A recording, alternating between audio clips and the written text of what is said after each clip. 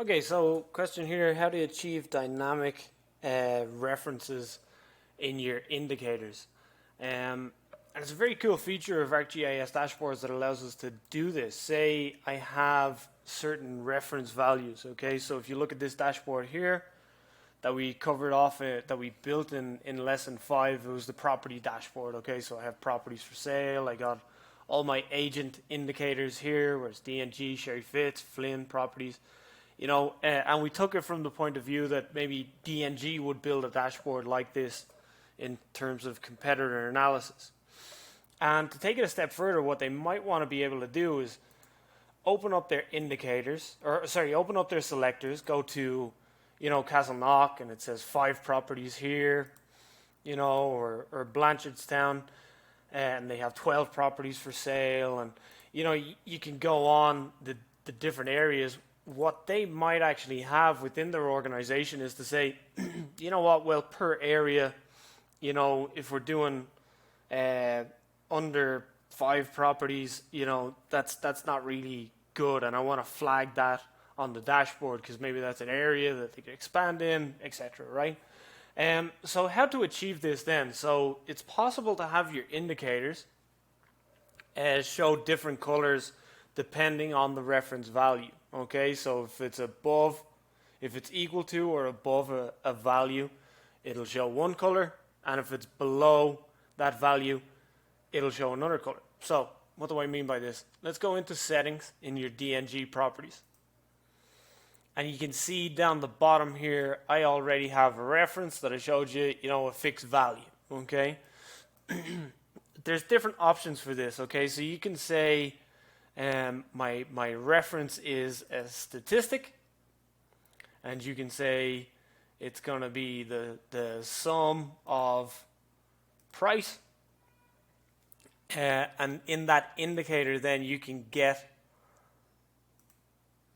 what that price is going to be. Okay, now at the moment I only have percentage of market, but if I wanted to just put in, just tell me what the reference is, and there's their revenue, so it's 66.5 million, right? Not a lot, right? But you can have that, or you can have, value minus the reference, which is 18, taken away from 66 million. Not going to make a huge difference, but you can say like, well, what's the percentage of these things? Okay, so your indicators always need to match what your references are. So for instance, if I had a fixed value, okay, and I said, you know what, my value is going to be 4, right? And if we have 4 properties for sale, if we have 4 or more properties for sale in an area, I want it to be green, and if we have less, I want it to be blue. So here's how to set it up. I have my fixed value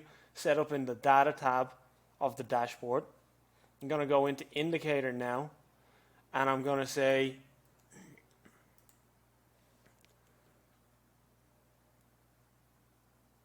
this is the ratio, say, between value and reference. So in this case, it's 4.5 times fixed value. Okay, so I'm just going to say that this is 4.5 times greater than what the average would be. I can copy this in, and I can say style for value below reference.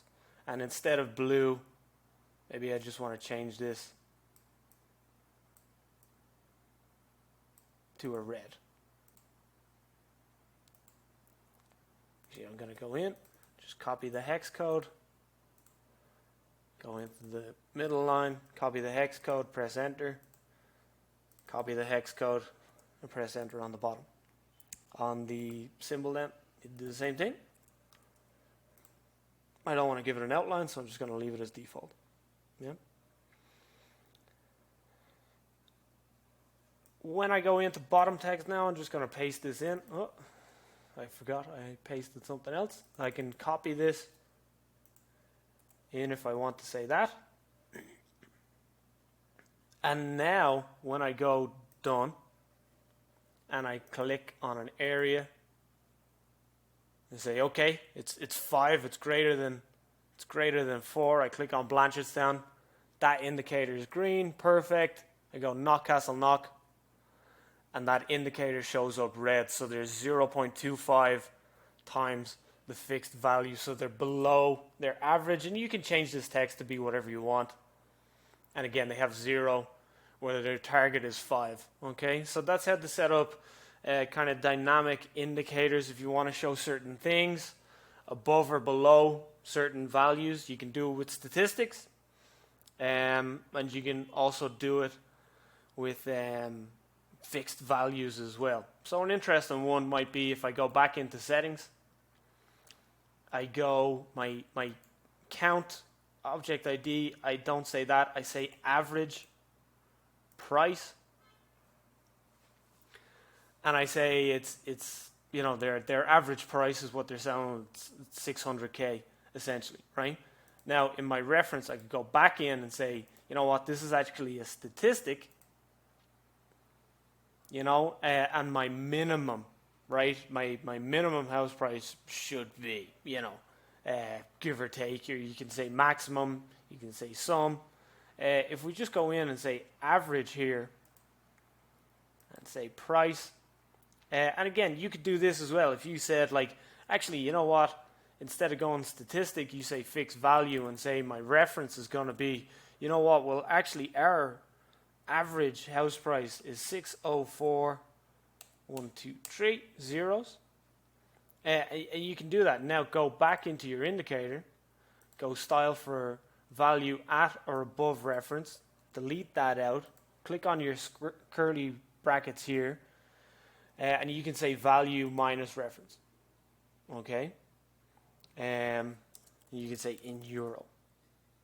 And then you can say style for value below reference, wipe that out again, you can paste that in, or you know, you could deliver a different message, right? So you could say, you know what, well, if it's only below this value, I actually just want to see the absolute difference between the two, or you want to see percentage change, right, between the two. So you can say this, so you can wipe out difference there,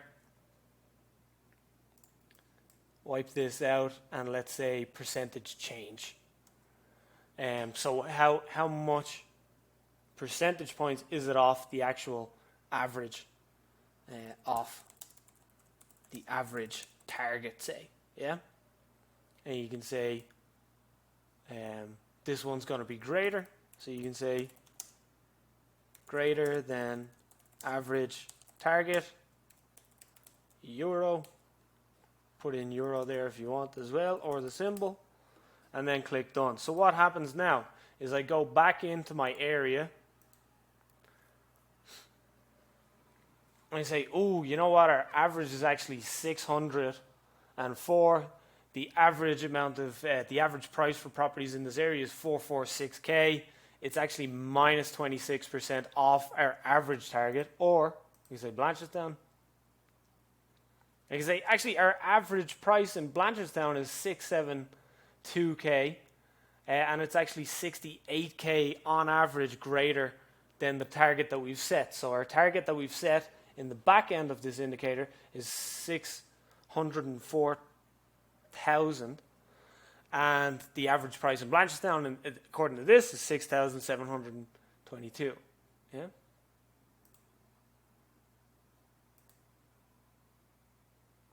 And you can go in and say this is minus 5% off, and because there's no properties available in this area, it's going to return a no data to you. So that's how to set up dynamic indicators. Great for fixed values, great for statistics, as you've seen here, and really brings your kind of data onto a next level of interactivity.